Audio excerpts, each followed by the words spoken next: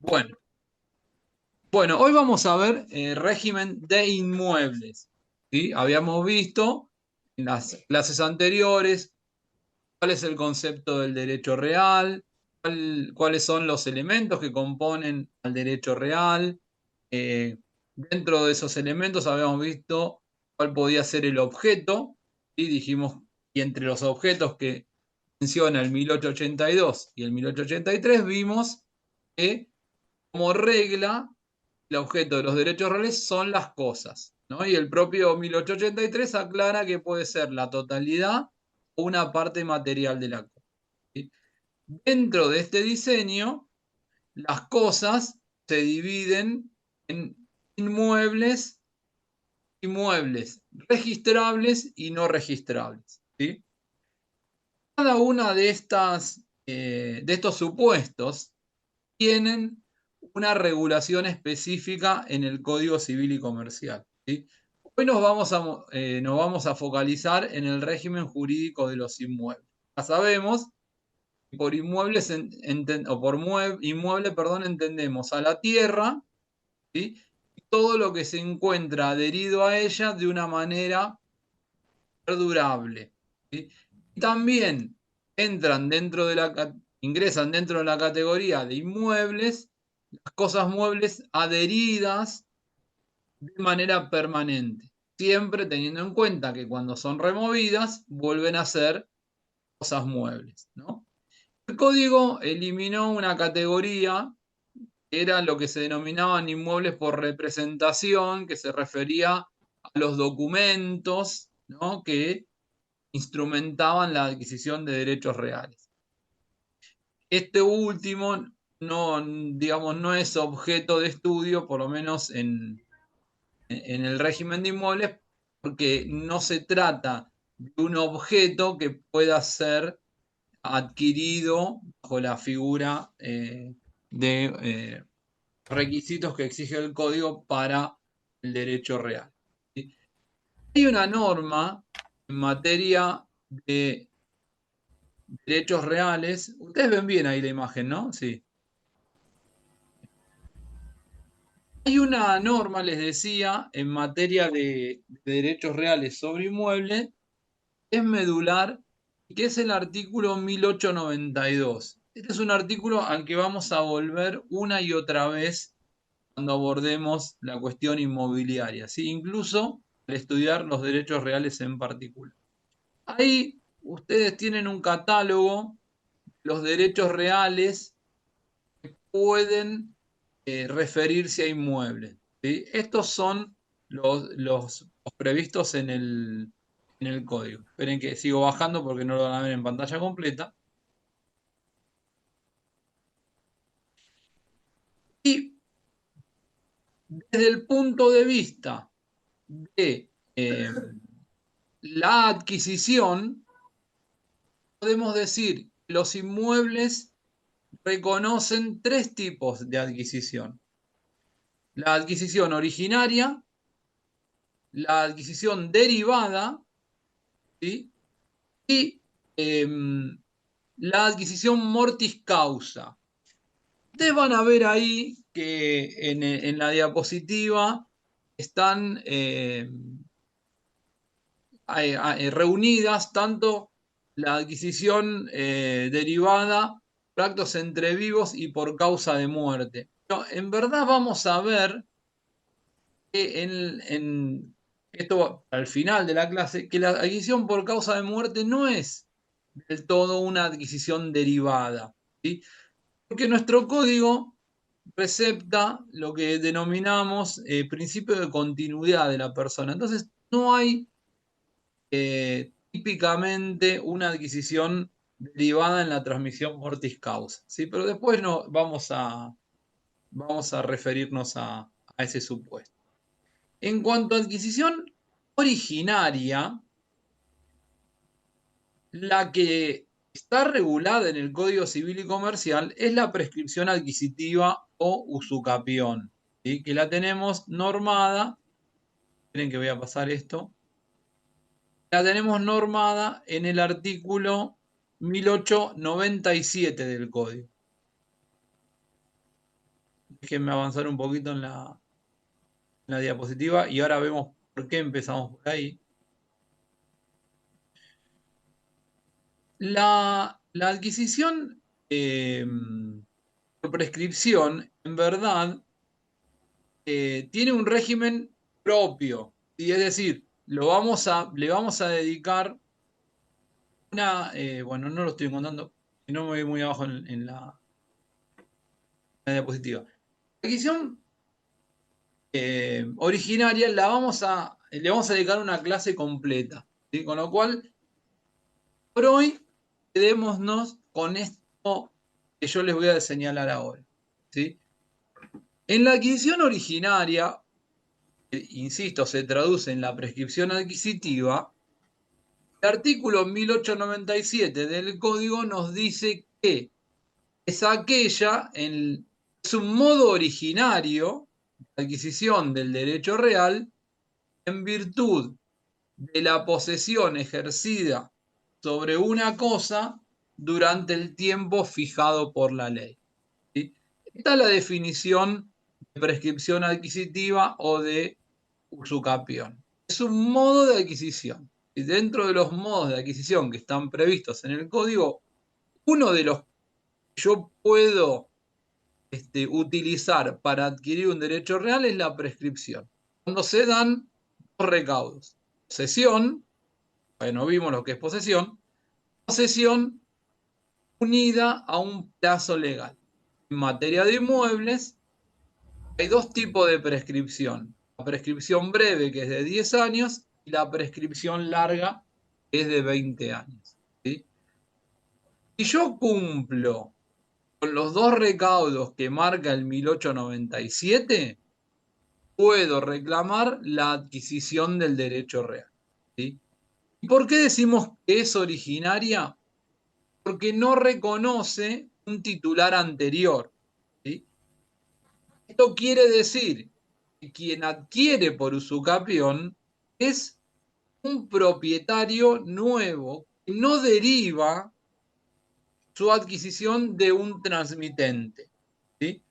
Por ejemplo, Lucas, imaginemos que Lucas es el titular de dominio del inmueble, voy a poner un número, una calle cualquiera, del inmueble cito en Marcelo T. de Alvear, 1840, de la Ciudad Autónoma de Buenos Aires. Yo, Lucas, digamos, no vive ahí, eh, tiene otro inmueble, vive en otro lugar, vive en otra provincia. ¿Sí? Yo, en algún momento, tomo posesión de manera ilegítima, por supuesto. Puede haber pasado que Lucas nunca me permitió ingresar al inmueble, pero yo violenté las cerraduras y tomé posesión del inmueble. ¿Sí? Si yo permanezco en la posesión durante más de 20 años, es el plazo que me exige el 1899 del Código, transcurridos los 20 años, puedo promover una acción de prescripción adquisitiva para convertirme en dueño del inmueble. ¿Sí? Si el juez comprueba que yo ejercí la posesión por más de 20 años, va a dictar una sentencia reconociéndome como titular de ese derecho real de dominio.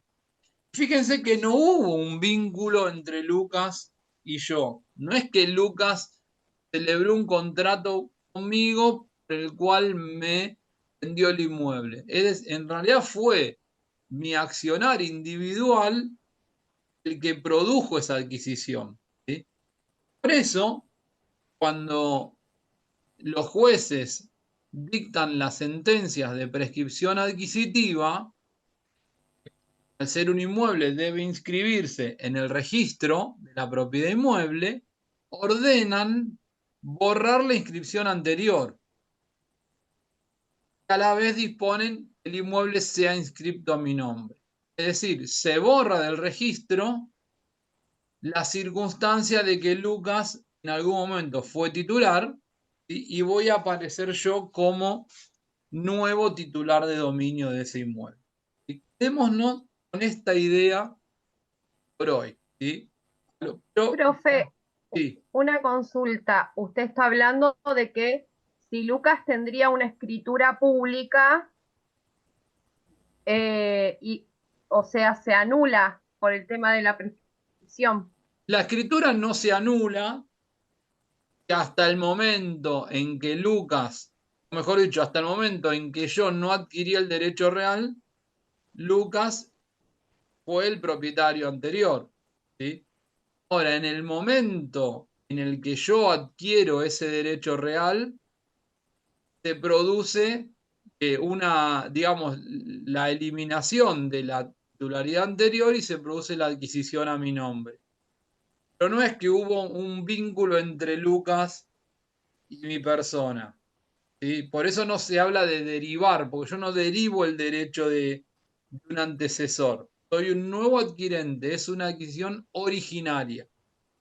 Si todas las cualidades o todas las circunstancias que rodearon la titularidad que tenía Lucas desaparecen.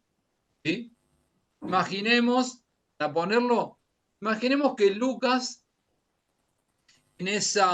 durante su titularidad, por ejemplo, había constituido un usufructo, ¿sí? A favor tuyo. Cuando el juez ordena cancelar la inscripción de Lucas, lo que se produce también es la extinción del usufructo, porque se borran los efectos de toda situación jurídica anterior. ¿Sí? Yo emerjo como un nuevo propietario cuyo derecho comienza a regir desde el momento en que se dicta la sentencia que declara adquirido el dominio por prescripción. ¿Sí? ¿Por qué digo que quiero que nos quedemos con esta idea por hoy? Porque vamos a encontrar que el código tiene algunas deficiencias en materia de usucapión que va a demandar, digamos, más tiempo para tratar de comprender cómo funciona. ¿Sí? Pero tengamos esta idea. Digamos, hay tres tipos de adquisición de un derecho real sobre un inmueble. Uno de ellos es la adquisición originaria, a través de la prescripción adquisitiva, ¿sí? Que se cumple con la posesión sobre el inmueble durante el tiempo fijado por la ley. El segundo supuesto de adquisición de un inmueble es el que conocemos como adquisición derivada. ¿Sí? Se habla de adquisición derivada porque en el acto, primero que cuando hablamos de adquisición derivada, estamos hablando de una adquisición entre vivos. ¿Sí? Es decir, hay dos personas que intervienen en el acto de adquisición. El transmitente es el que tiene el derecho real y quiere transmitirlo, y el adquirente es quien va a recibir el derecho real que le transmite su antecesor. Y quiero, digamos, muchas veces se utiliza para hablar de los inmuebles la adquisición o la transmisión del dominio.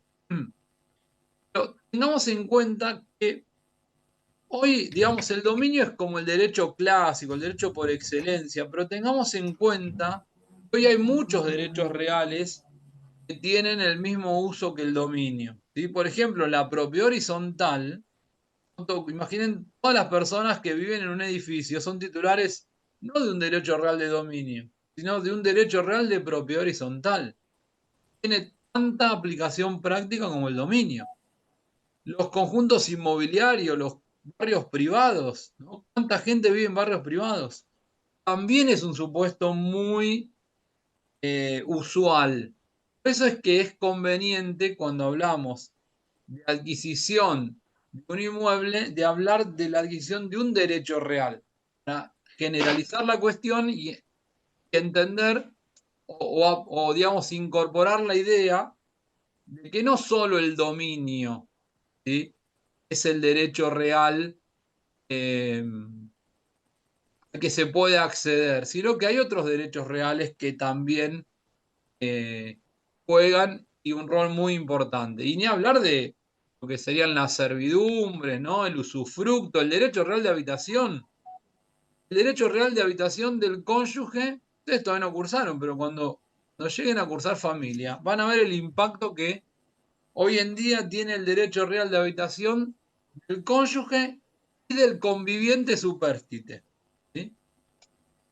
Bueno, volviendo al supuesto que hablamos de adquisición derivada o adquisición por actos entre vivos, yo les decía que la norma medular ahí es el artículo 1892. ¿Sí? El artículo 1892 va a señalar cuáles son los dos elementos que se necesitan para que una persona se convierta en titular de un derecho real sobre inmueble. Estoy grabando, ¿no? ¿Cómo si puede grabar? Sí. Sí, sí, profe. Ah, bien, bien, bien.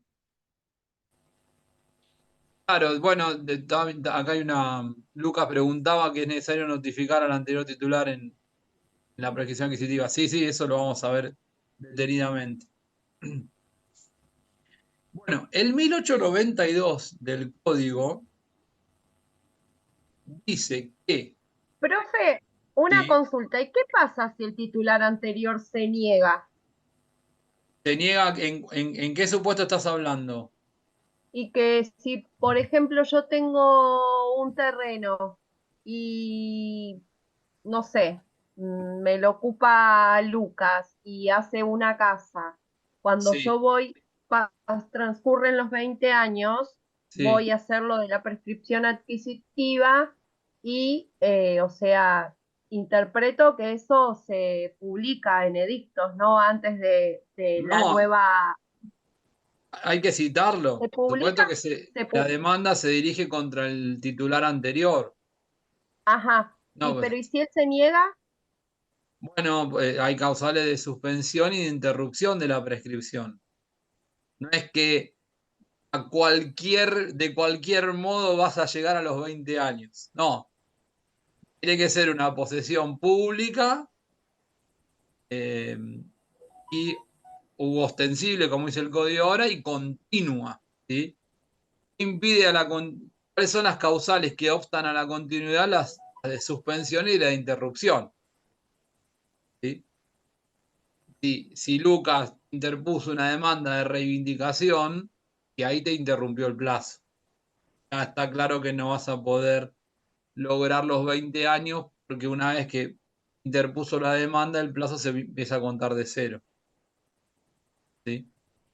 Tranquilo, lo vamos a ver la próxima clase, la siguiente, vamos a Perdón, no focalizarnos. le escuché. En caso tal de que el que ponga ¿qué sería? El que ponga la demanda sea él Sí, como para sí. los desalojos. Si Lucas interpone una demanda de reivindicación, interrumpe el plazo de la prescripción. Se vuelve a contar de cero. Entonces nunca llegarías a los 20 si hay una demanda de reivindicación en trámite. ¿Sí? Pero vamos a ver esto. Vamos a ver. Bueno, volviendo a la adquisición derivada, ¿sí? El código dice en el 1892 los requisitos para adquirir un derecho real sobre un inmueble son el título suficiente y el modo suficiente. ¿Sí? Estos dos elementos son necesarios para convertirme en titular del derecho real. No es necesario que con estos dos elementos concurran simultáneamente. ¿Sí? Puede pasar que primero se otorgue el título y luego el modo o viceversa, o pueden suceder a la vez, pero lo importante es que en determinado momento el adquirente tenga ambos elementos reunidos. Recién ahí vamos a poder decir que adquirió un derecho real. ¿Sí? Podríamos incluso decir, utilizando una regla matemática, el orden de los factores no altera el producto. Pero sí es necesario que tanto el título como el modo se verifiquen en el adquirente. Ahora, ¿qué es título? Bueno, la definición la da el mismo 1892. Y dice, es el acto jurídico revestido de las formas establecidas por la ley que tiene por finalidad transmitir o constituir el derecho real y cuyos otorgantes son capaces y están legitimados al efecto. ¿Sí? Debe quedar claro, yo siempre digo lo mismo, debe quedar claro que por título entendemos acto jurídico. ¿Sí? Hay una tendencia a creer que título es sinónimo de escritura, y no es así. Título es sinónimo de acto jurídico. ¿Sí? Ahora, ¿cualquier acto jurídico sirve para constituir un derecho real? No. Hay algunos que sí son aptos para eso y otros que no. Por ejemplo, un contrato de comodato no puede ser es un acto jurídico, pero no es apto para constituir o transmitir un derecho real. Porque en el contrato de comodato lo que le transmito al comodatario es un derecho personal. El uso temporario de una cosa bajo la figura de un derecho personal. La locación tampoco, porque en la locación también el locatario tiene un derecho personal, tiene el uso y goce de una cosa temporaria, pero bajo el esquema de un contrato. ¿Sí? El depósito tampoco es un contrato que permita constituir un derecho real. ¿Y cuáles serían entonces? Y bueno, la compraventa podría ser uno, la donación podría ser otro, la permuta es otro, la dación en pago, un aporte societario, ¿no? Esto lo veo en la clase pasada. Ahora, la segunda parte del 1892 dice que ese acto jurídico debe estar revestido de la forma establecida por la ley. ¿Sí? Es decir, deberíamos preguntarnos si en materia de inmuebles hay alguna forma específica que exija nuestra ley para que un sujeto se convierta en titular de un derecho real, ¿no? ¿Y dónde tenemos esto? En el artículo 1017 del Código. El artículo 1017 nos dice, deben ser otorgados por escritura pública los contratos que tienen por objeto la adquisición, modificación o extinción de derechos reales sobre inmuebles. Es decir, el título es este acto jurídico apto para transmitir o constituir un derecho real. En el caso de los inmuebles, debe llevar la forma de la escritura pública. ¿Sí? El propio 1017 exime de la escritura pública a las adquisiciones provenientes de subasta. ¿Sí? Es decir, cuando se adquiere en subasta pública, no estoy obligado a otorgar el acto con la forma de la escritura pública. Alcanza con el testimonio judicial que expide el tribunal digamos, en el marco del cual se ordenó la subasta del bien. Ahora, no alcanza con que tenga un acto jurídico con la forma de la escritura pública, porque la última parte del 1892 me dice que los otorgantes deben ser capaces y estar legitimados al efecto, ¿no? ¿Qué significa ser capaz? Tengo capacidad de ejercicio, es decir, estoy en estado de lucidez, no tengo un estado de inconsciencia que me impide conocer el acto que estoy ejecutando. ¿Sí? El estado de inconsciencia puede provenir por dos caminos, o bien porque hay una sentencia que declara a la persona inhábil para realizar actos de la vida civil, o porque si bien no hay una sentencia, en el acto de su otorgamiento no estaba consciente del acto que estaba celebrando. ¿Sí? Por supuesto que también entran dentro de la calificación de capacidad aquellas que obstan a la voluntad por ejemplo, violencia, ¿no? O estado de necesidad o dolo, ¿no? Si me ponen un revólver y me dicen firma la escritura, te mato, ¿no? Tampoco tengo capacidad para actuar libremente en ese acto de disposición, ¿no? Porque estoy siendo en realidad violentado por un sujeto que me obliga con pena de, digamos, de matarme. Entonces, esto también hay que tenerlo en cuenta. La norma termina diciendo que el otorgante debe estar legitimado para el acto. ¿Sí? La legitimación,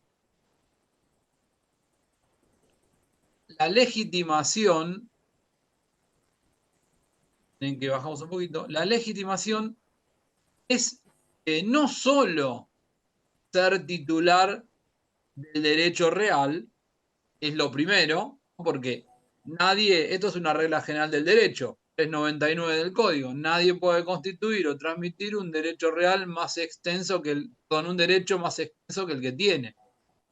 Si yo no soy titular de un derecho real, mal voy a poder transmitir ese derecho real. ¿Sí? Por lo tanto, la primera condición es que sea titular del derecho real que voy a transmitir. ¿Sí? La segunda es que además esté habilitado para la disposición de ese acto, porque puedo ser titular de un derecho real, pero no estar legitimado. Por ejemplo, un menor de edad, ¿no? Al que, por ejemplo, un tío le dejó a través de un testamento la titularidad de un inmueble.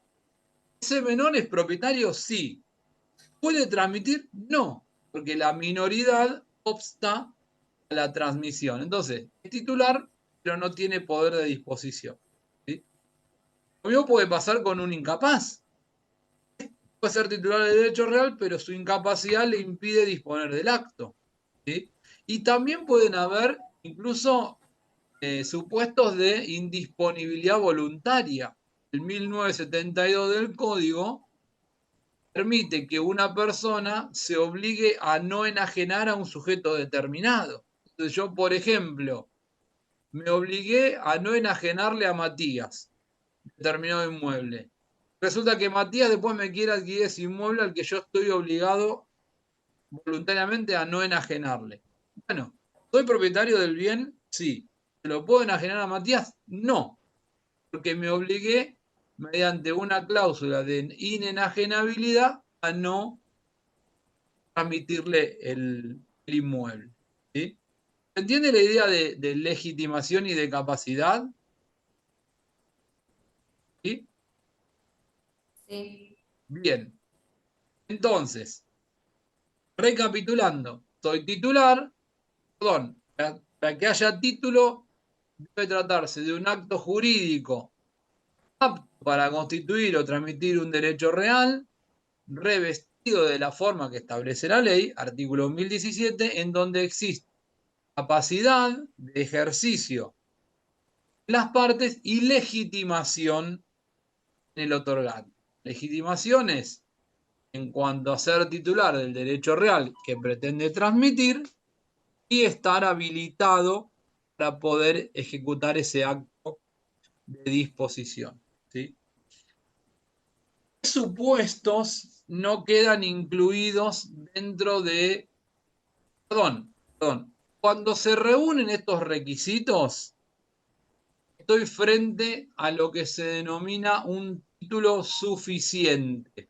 ¿Sí? Es decir, un título apto para constituir o transmitir un derecho real. Cuando faltan algunos de los recaudos que hemos examinado en el 1892, estoy frente a un título insuficiente para transmitir o constituir un derecho real. ¿Sí? ¿Cuáles son los supuestos en donde no habría título suficiente? Bueno, el primero es el caso del boleto de compraventa. En el supuesto de boleto de compraventa, el comprador no recibe el derecho real. ¿Por qué? Porque el boleto es un instrumento privado. ¿Sí? Estoy buscando boleto que lo tenemos por acá, ahora no lo puedo encontrar. Bueno, el boleto es un instrumento privado, entonces le está faltando la forma de la escritura pública. Sin la forma de la escritura pública no podemos estar hablando, acá está, no podemos estar hablando de un título suficiente. ¿Sí? ¿Y para qué me serviría comprar por boleto? Bueno, en primer término me puede servir para exigir la escrituración al vendedor, ¿no? Así lo permite el 1018 del código. Y también, a partir de ese boleto, si hay, y va acompañado de la posesión, podría tomarse el boleto como... Les pido a algunos de los chicos que tienen encendido el celular si lo puede apagar, porque está sonando todo el tiempo. O una, que silencie el micro. Ahí está. O la otra alternativa sería utilizar el boleto como acto inicial del comienzo de la posesión, ¿no? Y a partir de ahí podría contar 20 años para adquirir por prescripción. ¿Sí? El boleto sería el título insuficiente que acreditaría el plazo inicial de la posesión y a partir de ahí, con 20 años, podría demandar la adquisición por usucapión. ¿Sí? Pero debe quedar claro que un adquirente por boleto no tiene título suficiente. ¿Sí? Hay otra situación que se presenta, que la denominamos justo título, ¿no? Nombre engañoso, porque justo título pareciera que está diciendo que es algo, estamos hablando de algo válido, pero en realidad el justo título es, eh, es un título insuficiente. ¿De dónde tengo la definición de justo título para poder distinguirlo de título suficiente? En el 1902 del Código. ¿Sí? Dice el artículo, es el título que tiene por finalidad transmitir un derecho real revestido de la forma exigida por la ley. Está diciendo hasta acá,